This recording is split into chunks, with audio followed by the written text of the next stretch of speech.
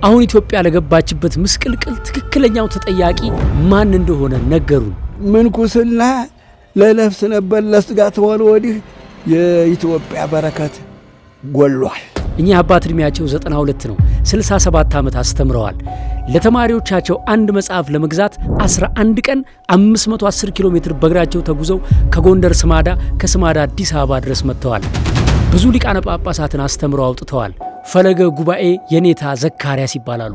በድፍረትና በእውነት ይህንን ባልናገር እግዚአብሔር ይታዘበኛል ብለው አሁን ላለንበት መከራ ተጠያቂው ማን እንደሆነ ነግረውናል።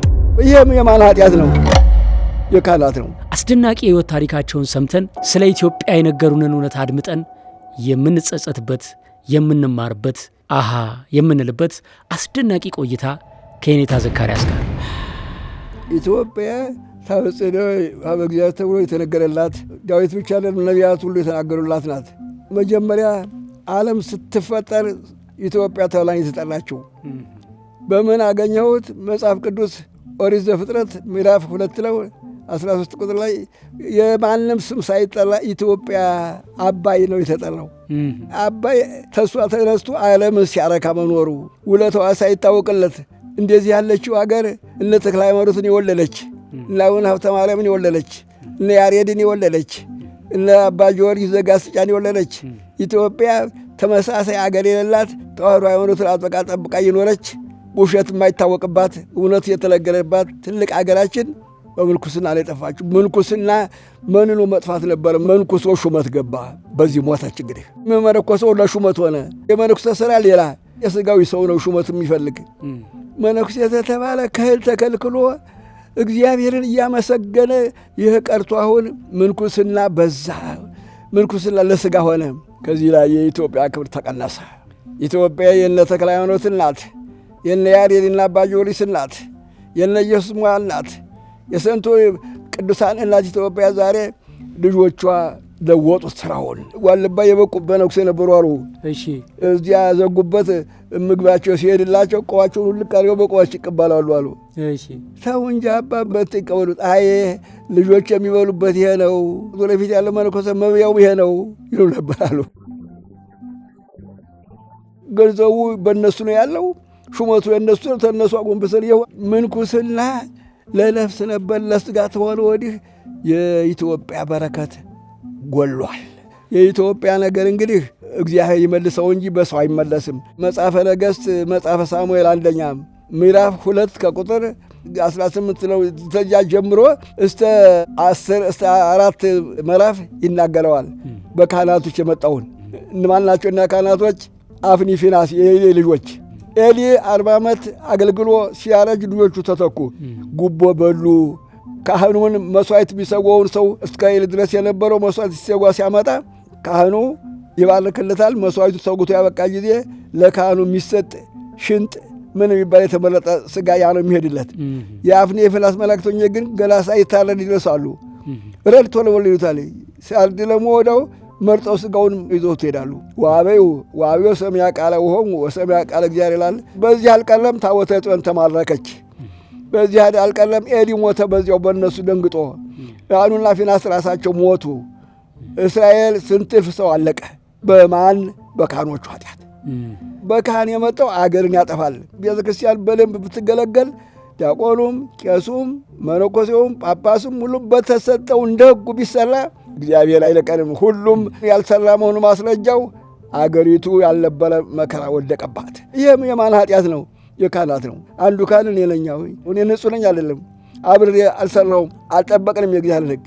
ስለዚህ እግዚአብሔር ያመጣው ነው ይሄና የሞተ ሰው እንኳን አገር መግዛት መብል ተከልክሎ የሞተ ሰው እህል ይበላል እንዴ? ሞተ በቃ። አገረ ገዡ ሞት፣ ሬሳው ገዥ ሆኖ እግዚአብሔርማ የምሕረት ባለቤቱ ይዞላል። እንደ ሳራችንማ ቢሆን የለንም ነበር እኮ።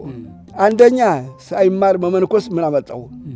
ደግሞ የተመነኮሰ ምንኩስና በትምህርት አይታገልም። የተመነኮሰ ብቃት ነው። ብቃቱ አገር ማዳን ምሕረት ማምጣት ነበረ። ይህ ቀረ።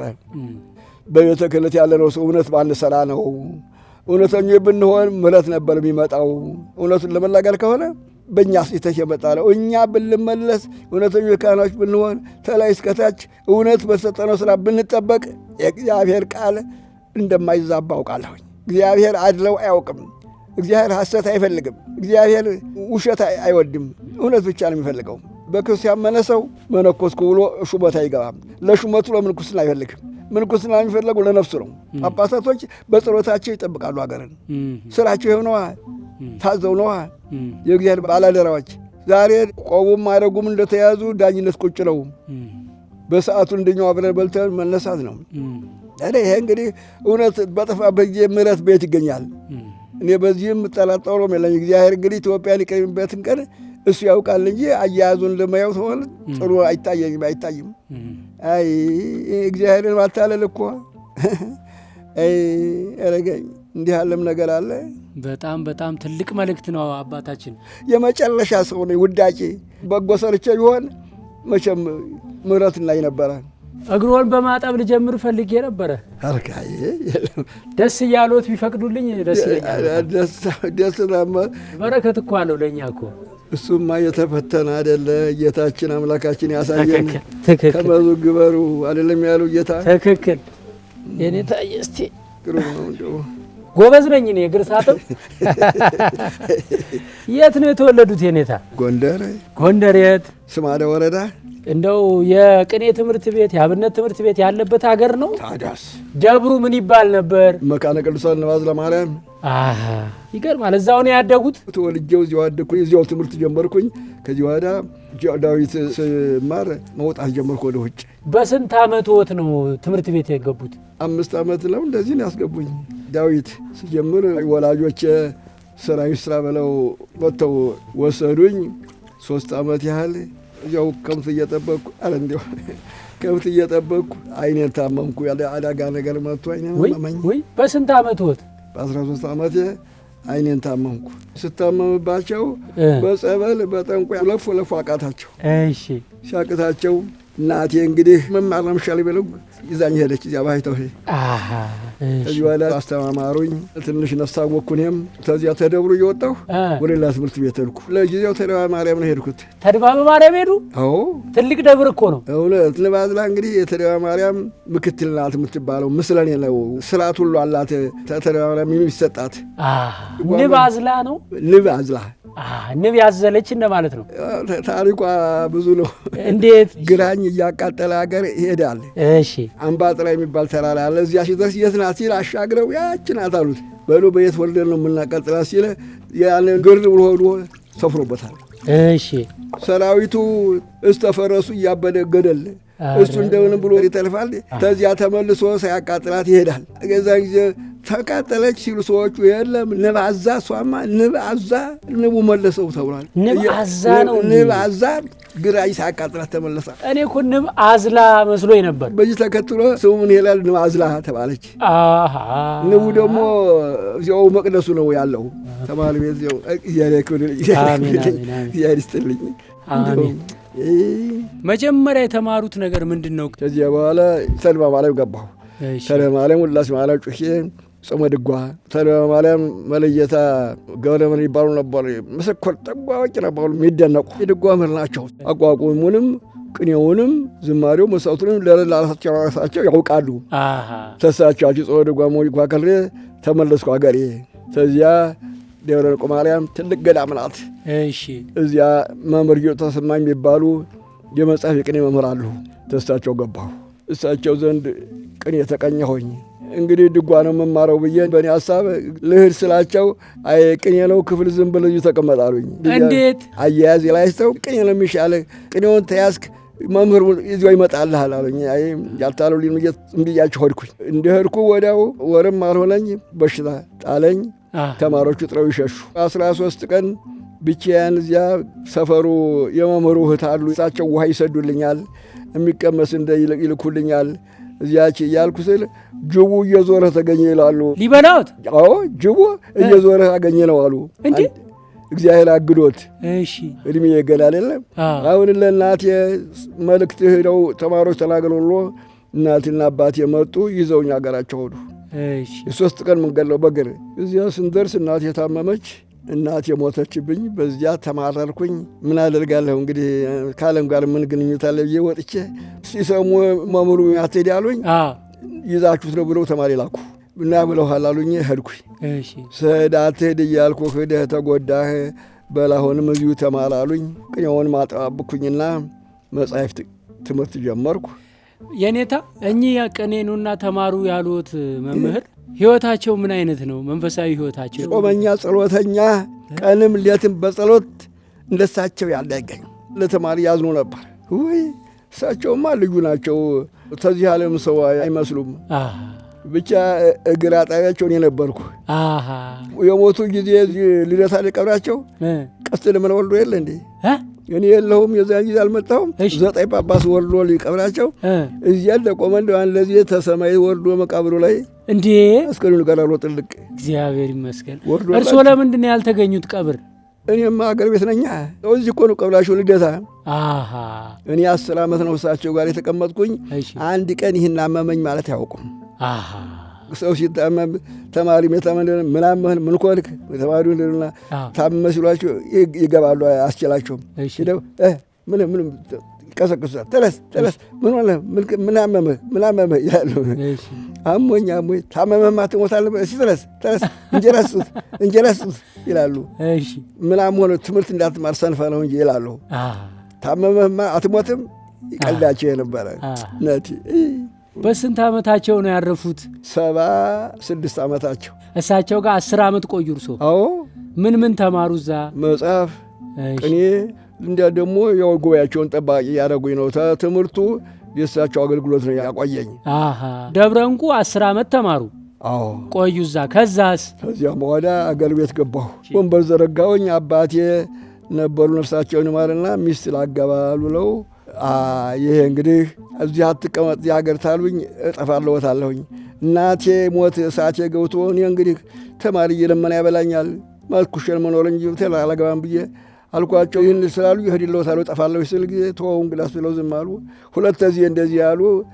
አሁን እዚያው ማስተምርበት ቦታ ደግሞ ተንባዛ ከፍ ብዬ ነባዛ ቆላው ላይ ናት። ያን ጊዜ ደግሞ ወባ ነበረችው በረሃው ለተማሪዎቹ ስር ወጣው ላይ እዚያ ተቀመጨ ስል ተማሪዎቹ የኔታ ሚስት አግቡ በአርባፋችሁ ተቀመጡ ያልፈልጓችሁን ስለብል እንደው አንዳንዱ የሰው እየመጡ የኔ ልጅ አግባ ይሉ ጀመሩ። ነው ለካ እንደው እንግዲህ የሚያስቀመጠኝ ነው ልጥፋ እንግዲህ ያገለግ ጨለህዲ ያልኩ ስል አጋጣሚ በአብይ ጾም አንድ ባይታዊ መጣ። ማላውቀው ሽማግሌ ነው። መጣና እንዳናውቅበት እንደው ዝንክርክር እያለገው ይላል። አሁን እንዲህ ልማር መጥቼ እንዲህ አድርጉልኝ እንዲህ በሉኝ እያለ እንደው ይለፈልፋል። አንድ ልጅ መጣና አንድ ተማሪ የኔታ አለኝ የባይታዊ እኮ እኔ አይናው ግን አስማር አውቀዋለሁኝ አለ። እንዴት አልኩት። በተማሪ ቤታችን መጥቶ ተማሪውን አንተን ክፍልህ ትምህርት አለ ንግድ ነው አሁን ሰሌን ሰርተህ ብትነግድ ማደራ ይሄ ነው አለው አለ። ተማሪዎቹ መንግስት ጤፍ ጭኖላችኋል ቤተሰቡን ይመጣላችኋል አላቸው ብሎን ጠፋ አለ። ያ ተማሪ አሞራ ገደል ሰሌን ቆርጦ መጣና ሰሌን ይተበቱ ጀመራል። ያን ሰሌን ሰርቶ ሲጨርስ ሙቶ በሰራው ሰሌን ተቀበለ አለ ተማሪው። በስመ አብ እንዴ! ያ ሞት አለ ጤፍ ያለው በሽታ ነው ገብቷል ተማሪ ቤቱ ብትንትና አረገን እና ቀላል አይደለም አለኝ። ከከልኩኝና ምኝታ ማህበር ቤት አለ እዚያ ላይ ነው ምንጣፍ ሰጥቼ የሚያድረው። እኔ ደግሞ ምተኛባት እንደንትን ያለች ስሳ በዚያው ጀለባና ሳዳመጥ ሌሊት የማይደግመው የለውም። ሌሊት ይደግማል ጸሎቱን ዳዊቱን ምኑን በቃሉ። ይሄ ሰውዬ አልኩና ሌሊት ብገባ በእግሩ ቁሞ ይህ ጸሎት ይለዋል። ስምሮ እየጫማው ላይ ወደቅኩኝ። ሳልነጋገር አለ ነበር ምን አስቸኮለህ አለኝ። አይ አባቴ ይቅርታ እኔ አላውቅም ምናምን አይቼ አላውቅም ለዚህ ነው ይቅርታ። አይ እንግዲህ ኃይለ ሥላሴ በቋግሜ ሙተዋል እኮ የሉም እኮ ይኸው እያሉ እኮ ነው ሙተዋል። እኔ ደነገጥኩኝ። አይ መምሬ እኮ እዚያ ነው ያሉት። አይ ሙተዋል አልኳል አለኝና እኔ አሁን አገሬ ልገባ ነው። አሁን በመጋቢት አገሬ እገባለሁኝ። ቁንጮና ጋቤ ልጅ አግብቼ ገና በትዳር ልጆች ገና ወርዳለሁ ገና ይህ ሲለብለ ሽማግሌ ያለን ይህ ሰውዬ ጤነኛ ማለል አልኩና ደግሞ ወደ መናቁ ደግሞ ተመለከትኩኝ። አይ እንግዲህ ቡልያድር ነበረ ምልክት አሉር የለ ሄዳለሁኝ አለኝ። ተመልሼ እኔም ወደ ቤት ጠዋት ስገባ በዚያ በሰጠሁት መንጣፍ ውስጥ ድብልቅ ያለ እህል እዚያ አጥፎ አስቀምጦ በመንጣፍ ቤቱ ልፍ አድርጎ ሄዷል። ሌሊት ጠዋት እህሉን ስናይ እህል እዚያ ተገኝቶ ሲቆጠር በቀሎ፣ ገብስ፣ ስንዴ፣ አተር፣ ባቄላ፣ ሽምብራ እንደዚህ ተቆጣጥሮ ወደ 7 አይነት ተገኘ። እሺ በረከት ነው ይቺ ብዬ በግላ ቆርቆሬ አስቀመጥኳት። እሺ አሁን አንድ የበቃል ተማሪ ነበረ ደግሞ ባህታዊ ሀረገወይን የሚባል እናቴ እሱ ባህታዊ እንዲህ አድርጎ ይህን ያህል 7 አይነት እህል ቋጥሮ እንትሎ የኔታ እንዲህ አሉኝ አልኩት። አይ 7 ልጅ ትወልዳለህ ማለቱ ነው አለኝ። እሺ ሳላስበው ጠየንታ ፈቃድ ፈቅጄ በመጋቢት አገር የገባሁ እርሶ እኔ ያው በተናገራት ቃል ገባሁ፣ በመጋቢት ገባሁኝ። እሺ አሁን ያው እንግዲህ ይሄ ሲኖር ይችን ልጅ ያግቧት ባለጸጋዎች ናቸው። እኔ ደግሞ አይነ ስውር ደግሞ ሰው ሊሉኝ ነው። እነሱ ምን አልኳቸው? አይነ ስውር ነበሩ እንዴ ያኔ? አይ መቼም አይነ ድካማ ነው። እሺ ምን ሀብታም ናችሁ ሰዎቹ ሰው ይንቃሉ ብዬ ምን አልኳቸው? እንደው ብዬ አንዳንድ እያለው ነገሩን ትላለ። እግዚአብሔር ፈቃድ ይሆን እንዳልኩኝና ጸሎት ያዝኩ። እሺ የጾምኩኝ እየሰገድኩኝ 7 ቀን ቤተክርስቲያን ሰላም እየገባሁኝ በ7ኛው ቀን የደብሩ ዋና አባት ነበሩ አሉኝ። ያደረስኩባቸው ሙተው ሚስታቸው መንኩሰው 100 ዓመት ይሆናቸዋል ይባላል። ጠዋት በምርኩዝ መተው ስሞ ሲሄዱ ያቸዋለሁ እዚያ ቤተክርስቲያኑ።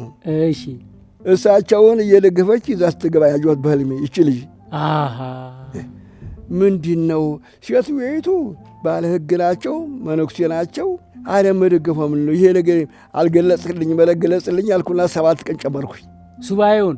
አዎ እሺ በ7ኛው ቀን ቤተ ክርስቲያኑ እየተሰራ የምንቆምበት አለ በውጭ እዚያ ተማሪዎቹ ጋር ያቺው ልጅ አብረን እናድራለን ይመስለኛል።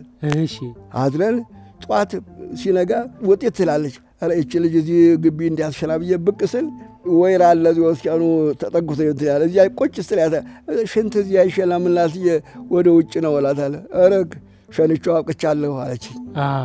የዚህ ጊዜ አይ ሽንት እንግዲህ ልጅ ነው ፍጥረት ነው። ይቺ ልጅ እንግዲህ እንደውም ወስኪያን ውስጥ ነው ልጆቹም ካህን ልጅ ነው የሚወለደው ብዬ ፈታሁት።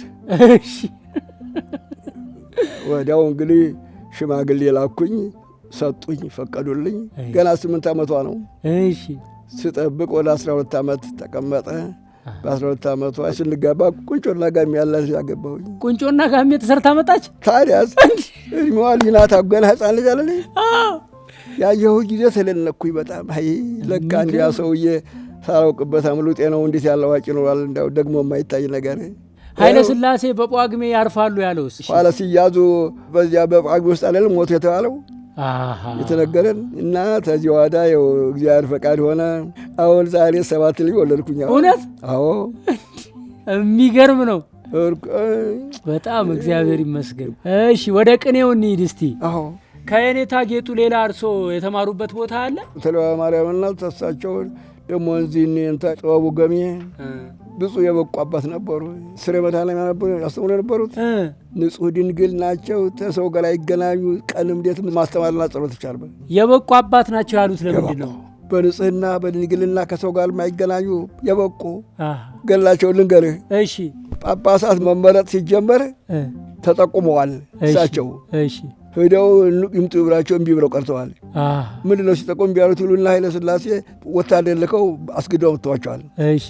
መጥተው እሰው እንዴት ነው ጵጵስና ተጠቁመው ነው የቀሩትን ምን ነው ይሏቸዋል። ቋንቋቸው እንግዲህ ባላገር ቡሩክ ነው፣ ሌላ አያውቁም።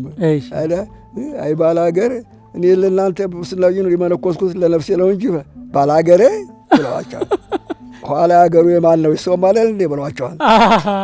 እሳቸው ያው ሐዲሳት ወንጌል ጀምሮ የነበረ እዚያ እሳቸው ጨረስኩኝ። ያንን ደግሞ ቅኔውንም መንገዱንም ምኑንም እዚያው አዳመጥኩኝ። ተሳቸው እኔን አይቼ ሄጃለሁ። ሌላ መምህር የለም።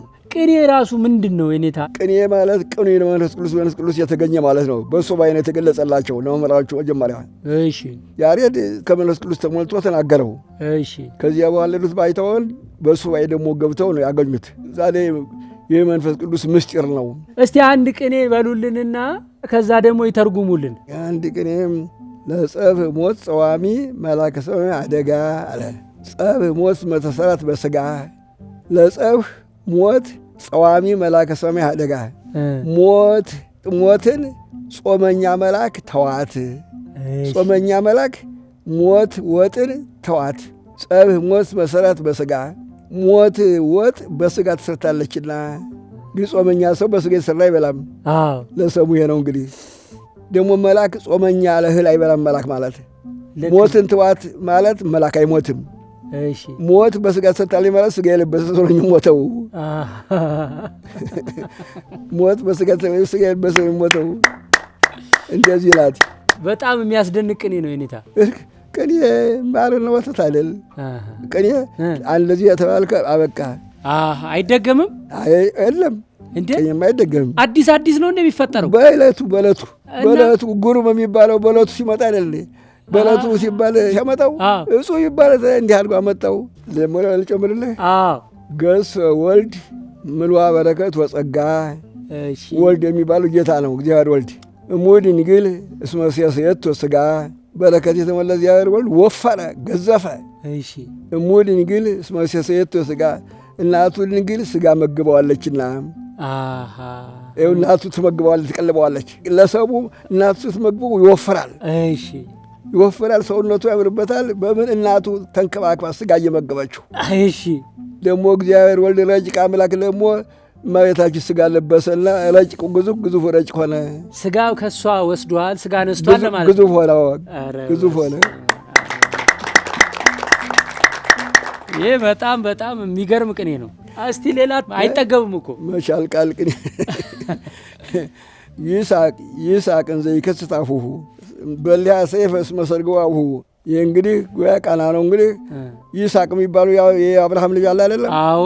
የአብርሃም ልጅ ይስሐቅ አፉን ከፍቶ ይስሐቅ ደስ ይበለው። በሊያ ሰይፈ አባቱ ስለት ሰይፍ ሸልሞታልና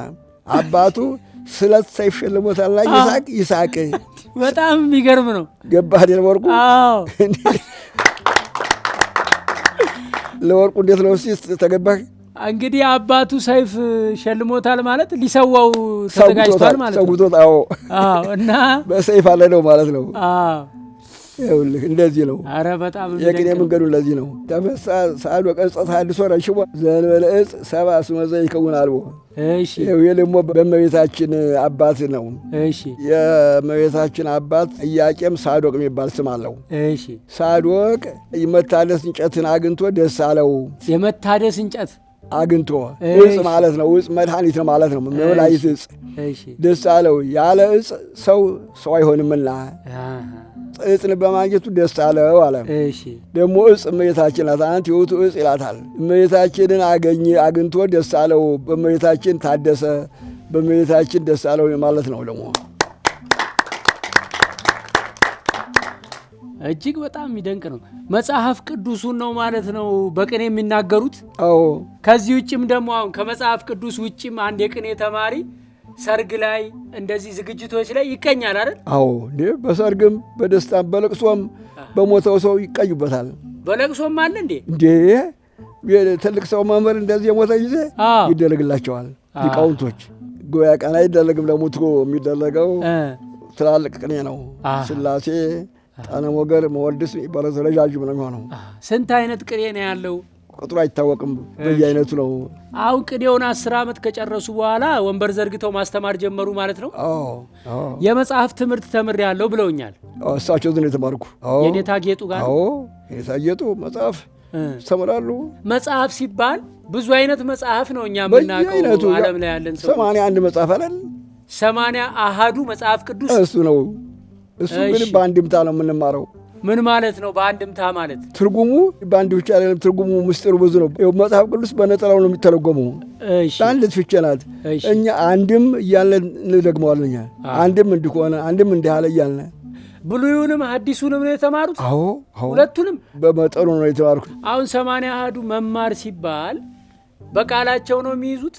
አዎ መጽሐፉ ዘሩ አለ፣ ምስጢሩ ትርጉሙ በቃል ነው የሚያዝ። አንድ ቃል ይንገሩኝና የመጽሐፍ ቅዱስ ቃል አንድምታውን ደግሞ እስቲ በደንብ ያስረዱኛል። ቀነውን እደዌ ወእገሬ እጄን እግሬን ቸነከሩኝ አለ። የት አግኝተው ቸነከሩት ቢሉ ዳዊት ነው እንዲህ አለው፣ ብናገኝ እንቸነክረው ነበር ብለዋልና አለና አንድም ገነው ቀነውን እደዌ ጌታ አምላክ እጄን እግሬን ቸነከሩኝ አለ ኢየሱስ ክርስቶስ። አይሁድ ቸነክሩት።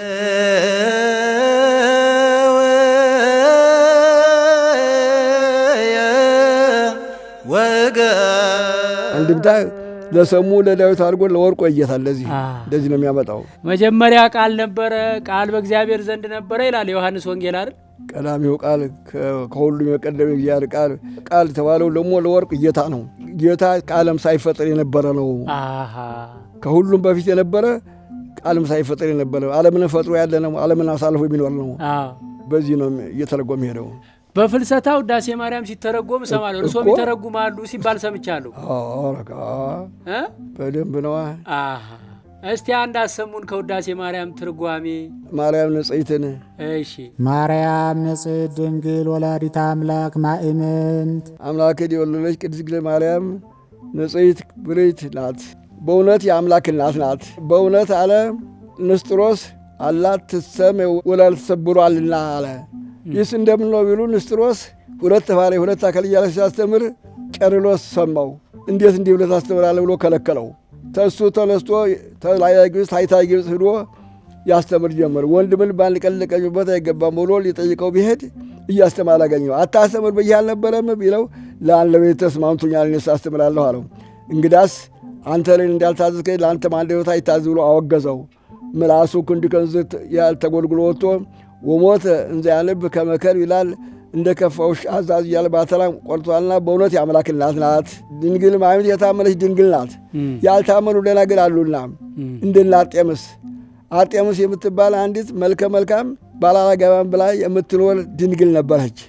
አንድ ዲሜጥሮስ የሚባል ጠንቋይ ካህን ለአግባሽ አላት። ለባለጸጎቹ ያልሆነላቸው ለአንተ ለድሃው፣ ለመልከ መልካሞቹ ያልሆነላቸው ለአንተ ለመልከ ጥፉ ነው አለችው። ከሰው በላይ መኖር ነው የምትወጁ፣ ከሰው በላይ አንዱ ያልሆነሽ አለሁኝ አላት። ያደረከውለት አለችው። ተንኮለኛ ነው ጋን ይስባል በክርታስ አርጤምስ መልክ የተሰጣት አምላክነት ቢኖራት ስገዱላት ብሎ ጽፎ ለአጋንንት ሰጣቸው። አጋንንት በአደባባይ የተቀመጡ ሳለ ድምፅ አሰሙት። ድምፅ ሲያሰሙት ታጥቆ ቆመ። በሰው መካከል ወረወሩት። ያን ወረቀት ተሰማይ እንዲሁ ተጣል አድርጎ ተቀበለና አነበበ። አርጤምስ አምላክ ብትሆን ነው የመልኳ እንዲሆነችና ስገዱላት ይላል። ታጥቆ ሄዶ ሰገደላት። እሱ ሲሰግድላት አይዶ ህዝቡ ሁሉ ሰገደላት። እሷን አግብቶ ዜውስን ወለደ። ዜውስም አምላክ ወልደ አምላክ እየተባለ ነው። ኋላ በጊዜ ሞታቸው ነፍሳቸው በሲኦል በገሃነም ሲኖር አጋንንት በምታት አሳረግናቸው እያሉ በምታት እያሳዩቸው የኤፌሶን ሰዎች አምላኮች አልጉ ሲኖሩ ኖረዋልና በእውነት የታመነች ድንግል ማርያም ብቻ ናት። ሰአሊተ ምሕረት ለውሉደ ሰብ ምሕረት የምትለምን የታመነች ድንግል ናት። ሰአሊ ለነ ሀበ ክርስቶስ ወልድኪ ወደ ልጅ ወደ ወላጅሽ ወደ ጌታ ኢየሱስ ክርስቶስ ለምኝልን አማልጅን። የስራይ ኃጢአተን ኃጢአታችን ያስተሰርይልን ዘንድ የእናት ልመና አንገት ያስቀልስ ፊት ያስመልስ እንዲሉ ወያፍር ስፈታ ወይስበ ስለታ እንዲል ሰአሊ ለነ ቅድስ ንጽሕት በድንግልና ስርጉት በቅድስና እንዲህ ካደረገው ከልጅ ከወላጅ ሀብቱን ጸጋውን ላነሳ ለመኝልን። አይምሮውን ጾውን በቡላችሁ ሳይብን አሳድርብን። አሜን። እሺ የኔታ አቡሻህርም ተምረዋል አይደል? አዎ። የት ነው የተማሩ? እሳቸው ዝም መምርጌጡ እንዴ ምንድን ነው አቡሻህር የኔታ? አዝማናትን ባላት የመጀመሪያ የተገለጸለት ለዲሜጥሮስ ነው የተገለጸለት። እሺ እንግዲህ የመጀመሪያ ሲገለጽለት ዲሜጥሮስ ንጹሕ ድንግል ነው። ግን ከዚያ በፊት የነበሩ ሰዎች ጾሙም ባላቱ እየተፋለሰባቸው አብይ ጾምንም እሁድም ሰኞም ይገባ ነበረ። አሁን እሱ በእሱ ጊዜ ሱባኤ ገባ። የመስከረም የወርጊስ ሱባኤ ገብቶ እስከ ጥቅምት ሚካኤል ተገለጸለት። ምን ሆነ? አብይ ጾም፣ ጾመ ነነዌ፣ ጾመ ሐዋርያት ከሰኞ እንዳይወጣ፣ ርግበት ከሐሙስ እንዳይወጣ፣ ርክበ ካህናት ከረቡዕ፣ ስቅለት ከዓርብ፣ ትንሣኤ ጰራቅሊጦስ ሆሳዕና ይሄ ተውድ እንዳይወጣ ተገለጸለት። ይህን ወስኖ ይህንን መዝግቦ በዓለም በተለዋ ይኸው እንዲህ ብሎ ተገልጾልኛልና እንግዲህ እንኩ ይህ ወጥቶላችሁ በዓለም ላከው። ዓለም ተቀብሎ አስተማረው። መምህራኖቹ እየተቀበሉ አስተማሩት። እዚያ ሲወር ሲጎለል እኛ ዝም ደረሰ። ታዲያ እርሶ ወደ አዲስ አበባ እንዴት መጡ? መምህር የዚህ ነበሩ። መምህር ጌጡ እዚያ ሆኜ ሞት ተብሎ መርዶ መጣልኝ። ወዲያው ሰኔ 7 ቀን አልፈው ሰኔ 13 ቀን መጣልኝ መርዶ። እስከ 13 ድረስ መርዶ ለምን ቆየ? በየት ይመጣል? ማን ያምጣው? ስልክ የለም እና ሰው በእግሩ መጥቶ ነው የሚነግሩት። እዚህ ቀብረው የሄዱትን አይነገሩኝ። ሲነግሩኝ መቃብራቸው ድረሽ የምጣይ መጣሁ። እዚያ አብረን እንማር የነበሩ እዚህ በአዲስ አበባ አለቃ ምን የሆኑ አሉ ጓደኞቼ። በዓል ተመጣ በኋላ 40 ነው ሙከለው ብለው አሳነፉኝ። አሁን ስታልባው ሰነበትኩኝ። በአርባው ደግሞ አትሄድም እንግዲህ ለምንም በሳቸው አይን ሌላ ሰው ልናይ ነው፣ አንተ እዚሁ ግባ ግባ አሉኝ። ጽፈው ሰጡኝ፣ ገባሁኝ። ከዚህ ወዳ ያኔ እድሜዎት ስንት ይሆናል? ገና ወደ 50 ውስጥ ነበርኩኝ መሰለኝ። እንዴ አሁን ስንት ዓመት ሆነው? አሁንማ 92 አከበርኩ። አሁን 93ኛ ልጅ አለሁኝ አሁን። እግዚአብሔር ይመስገን። በእውነት ከጎንደር ወደ አዲስ አበባ ሲመጡ በምን መጡ? በመኪና ነው። አሁንም አስልመጣ ወትሮ ስመጣ ነው በእግር መጣ የነበረው። በእግር መጥተው ያውቃሉ? እንዴ መጽሐፍ ልገዛ መጽሐፍ ነገሥት የሚባል መጽሐፍ እሱን ተምሬ መጽሐፍ የለኝም። አሁን ጓደኞቼ አይናቸው ያለ ይጻፉ። እኔ እንግዲህ እንዲሁ የለውየት 2 ተማሪዎች አስከትዬ በእግሬ እዚህ መጣሁኝ። እዚህ መጥቼ ገዝቼ ሄድኩኝ። ስንት ቀን ፈጀብዎት? ወይ ብዙ ቀን ነው። ያው የተማሪ መንገድ ምናምን ስናጊዜ ያለፍን እንደያልን አይደለ? ብዙ ቀን ነው። ስንሄድ ግን በ11 ቀን ገባሁኝ። ኧረ በስመ አብ 11 ቀን ሙሉ በእግር ስንሄድ ውለን ጦም የምናድርበት አለ። እንደዚያ ደግሞ ሰርገ ጉላይ ስናገዚያ ሰነፍ እንላለን። በስንት ዓመተ ምህረት ነው በእግር መጣሁ ያሉኝ? እዚህ የኔታ ምርጌጡ ጉባኤ ሳለሁኝ አይደለ? በ49 ልዑል መኮንን ሲሞት እዚህ ነበርኩኝ እኔ ቀብረው እያለሁ ስላሴ። እውነት ጃንሆይን አይተዋቸዋላ? ያው አይኔ ያመለከት ማዝ አለቆ እንጂ አይኖት አይም እንዴ? በመጠኑ ነው፣ ሩቁ አይመለከት። ደካማ ነው። ሰላሌ አካባቢ ምንድን ነው የገጠመዎት? ሰላሌ መስል መጣ በገጠሩ ንባልና ገጠሩ በእንተ ስማ ለማርያም እንጀሩ አለች። አሁን እንጀራ ነው ምን ለምነው ምን ትለምላለህ ይላሉ እንግሊዝያ ስለምን አገራችን ምንድነው ምን ለምነው ይላሉ። ጥጥ እንደሆነ ጥጥ፣ እንጀራ እንደሆነ እንጀራ አለ። በዚህ ዓለም እንጀሩ ስትልበ እንጀራ ነው ያላችሁ በዚህ አሁን እንጀራ ነው እንጀሩ ደግማ አሁን እንጀራ ነው። እኛ ደግሞ ለምን እንደዚያው እንጀሩ ደግሞ ምን በዳዳ ገረ ይባላል። እዚያ አደረስንና አደርነት ካህናቶቹ ጎንደሮች ናቸው። ደብረ ተቀበል አማርኛ ይችላሉ። አለ እንዴት ነው አለ ራብ ገሎን ምን ሆናችሁ ስንለምን ደግሞ እንጀሩ አሉን እንጂ አለ እንጀሩ ማለት የለም ማለት ነው። ሲለምን እንዴት ነው እንጀራ ስንላቸው ጊዜ ጉደና አስከኒ ጉደና አስከኒ እንደዚህ ነው ማለት አሉን። ያቺን ያዝነዘ በእንተ ስማ ለምንልና ጉደና አስከኒ እንላለን። ይሰጡን ጀመር። ጠላ ደግሞ ፈርሶ ነው የሚባለው አሉ። አስከኒ ፈርሶ መቼም ለማመር ነው። አየህ እንደዚያ ነበረ። አቤት ይገርማል። መንገድ ግን አሁን 11 ቀን ሌሊትም ቀንም ስትጓዙ ችግር የለውም? ምንም አደጋ ገጥሟችሁ አያውቅም? አይ ደህና ነበር። ግን እኔ እንደው ጠለጥል ነበር። ስመጣም መጽሐፉ መግዣ ብር ልጄ ነበረ እየጠለጥራጠርኩኝ ማርቴል ዛምበል ይባል ያ ነበር ያዝኩት። ኮፈዳው ምንድን በኮፈዳ አላለም የተለጎመ ልጉማቱ ተርትሬ እዚያ ውስጥ ከትቼ መልሼ ሰፋሁት። በቃ እዚያ ዋዳ ኮፈዳውን እዚያ ሰቅለን እኛ ቁጭ ነው ባዶ ኮፈዳ ደህና። በዚያ ገባንም ቀባንም የለም። ጉባኤ ቤት ምንድን ነው? ለቤተ ክርስቲያን ያለው ጥቅምስ ምንድን ነው? ጉባኤ ማለት አዲሳት የሚያስተምር አዲስ ጉባኤ ብሉይ ጉባኤ ይባላል። ሁሉንም ማስተማር ነው። ጉባኤ ማለት እንግዲህ ሰብስቦ ማስተማር ነው። አንድ ሰው መምህር ለመባል በኢትዮጵያ ኦርቶዶክስ ተዋሕዶ ቤተ ክርስቲያን ምን መማር አለበት? ስንት ዓመት መማር አለበት? እድሜ አይወስነውም።